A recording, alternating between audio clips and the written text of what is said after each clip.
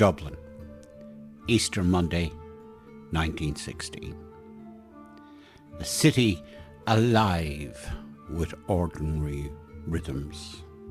Trams rattling, shopkeepers opening shutters, children chasing each other down cobbled lanes. Yet beneath the surface, a storm was gathering. A handful of men and women, armed not only with rifles but with conviction, prepared to strike at the heart of empire. Their goal? An independent Ireland. Their stage? The General Post Office.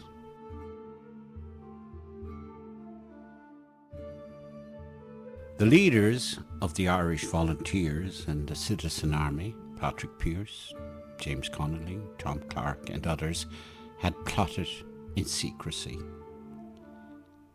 They knew their numbers were small, their weapons scarce. But they believed that a symbolic blow struck in Dublin could ignite a nation.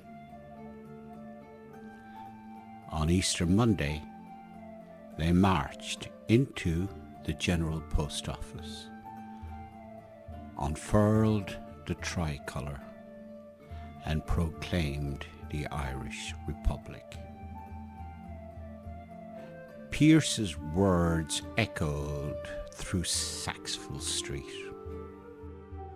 Irishmen and Irish women, in the name of God and of the dead generations, we declare the right of the people of Ireland to the ownership of Ireland.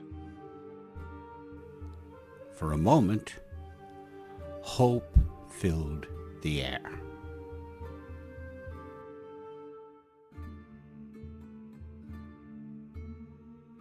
But the British Empire was vast, and its response swift. Within hours, soldiers poured into Dublin. Machine guns rattled from rooftops. Artillery thundered from across the River Liffey. The rebels, outnumbered and outgunned, held their positions in the GPO, Boland's Mill and Jacob's Factory. Ordinary citizens were caught in the crossfire. Streets, once bustling with life, became battlefields. Smoke choked the city. Buildings crumbled. Dublin was burning.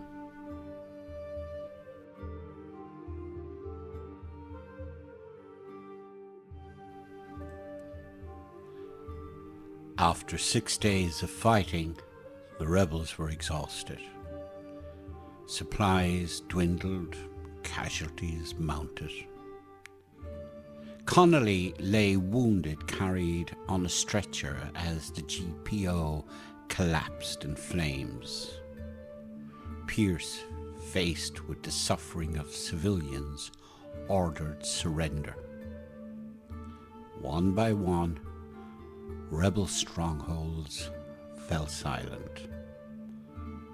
The rising was crushed. Yet, in defeat, something unexpected began to stir.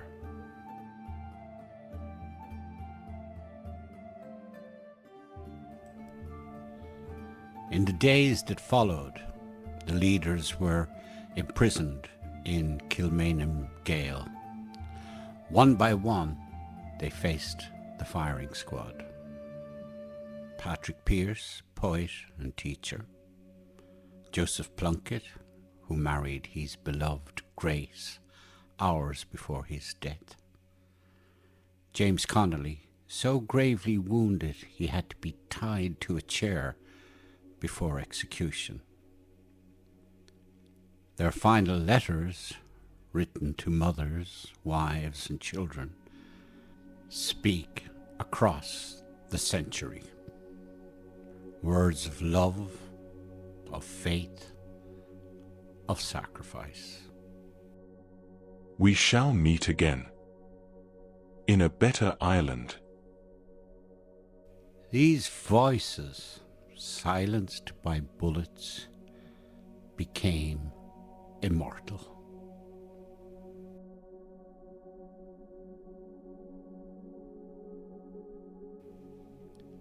At first, many Dubliners had cursed the rebels. The rising had brought destruction, hunger, and death to their streets. But the executions changed everything. The harsh reprisals, the civilian casualties, the sight of leaders shot in cold dawn light. These sparked outrage. Sympathy grew. Anger spread. What had seemed a failed rebellion became a seed of revolution. Within 5 years, Ireland would be at war again, this time for independence.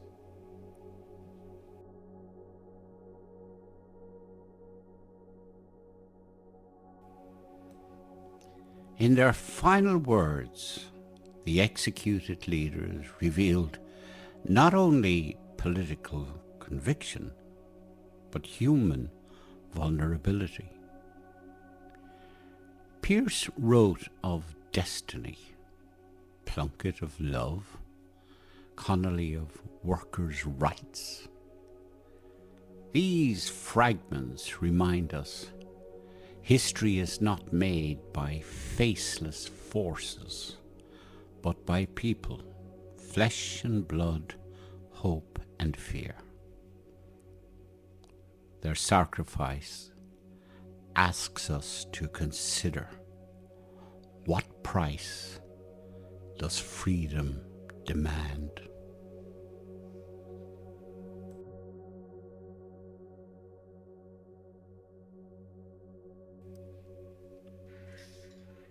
The Easter Rising was not a military victory. It was a spark, brief, fragile, yet enduring. From the ashes of Dublin rose a movement that would reshape Ireland. And though the rebels fell, their dream lived on. The rising storm had passed, but the winds of change could not be silenced. As we reflect on 1916, we confront a timeless question. What price does freedom demand? Share your thoughts, your family stories, your reflections. Because history is not only remembered, it is lived, retold, and carried forward. Join us as we continue to uncover the human cost of Ireland's struggle for independence.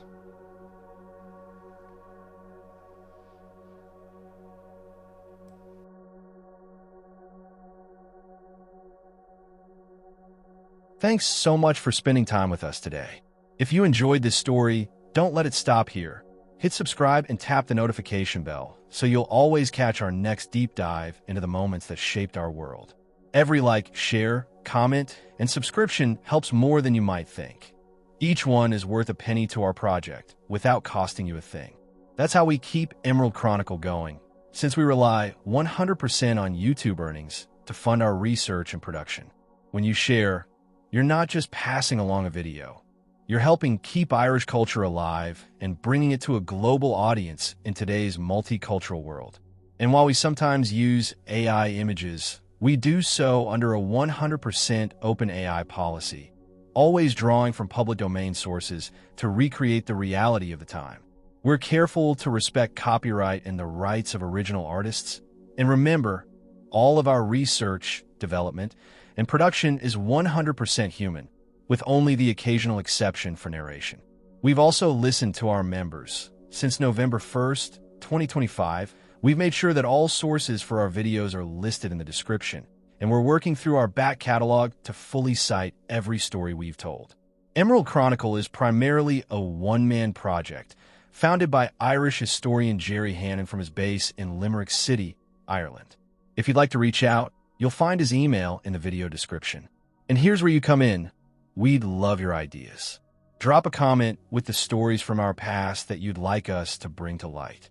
We're determined to not only listen, but act on your suggestions, because together we can share Ireland's history with the world. Thanks again for watching, for learning, and for keeping history alive with us. Until next time, keep questioning, keep exploring, and keep the past close because it still speaks to us today.